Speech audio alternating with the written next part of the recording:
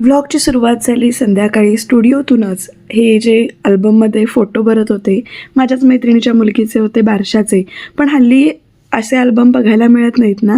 खूप दिवसांनी अल्बम बघायला मिळाला आणि मग त्याच्यानंतर हे जे काही वीराचे फोटो आहेत ते बघत बसलो होतो स्टुडिओत, कारण वीराला कंटाळा आला होता आणि विक्रांत बाहेर गेला होता.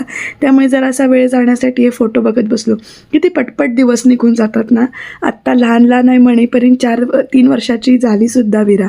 आता मांडीवर मावतसुद्धा नाही कधी कधी काय काय वेळेला ती. पण असं मन भरून येतं ना जेव्हा आपण लहानपणीचे हे सगळे तिचे फोटो वगैरे बघतो आपल्या बाळांचे तेव्हा. कारण गुगल मेमरी आता ते एक काम चांगलं केलं आहे गुगल मेमरीने, की फोटोज आपल्याला जुन्या मेमरी लगेच इकडे दिसतात त्या दिवशीच्या त्या वेळेच्या. त्यामुळे खरंच एक वेगळं फिलिंग वाटतं ते. आणि ह्या जेमिनी आयने ना माझा फोटो काहीतरी असा वेगळाच करून दिला.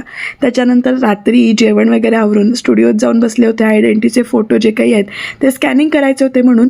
पण सुरुवातीला आम्ही इथे डबल कामच लावत होते विक्रांतला.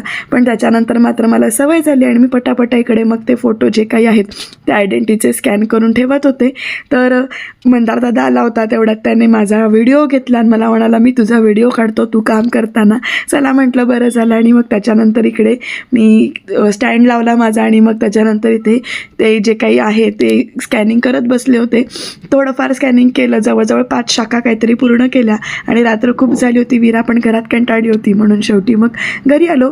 कारण तोपर्यंत आजोबांनासुद्धा तिनं झोपू दिलं नव्हतं घरामध्ये. म्हटलं बाकीचं काम उद्या करूया आणि तुम्ही फॉलो करा.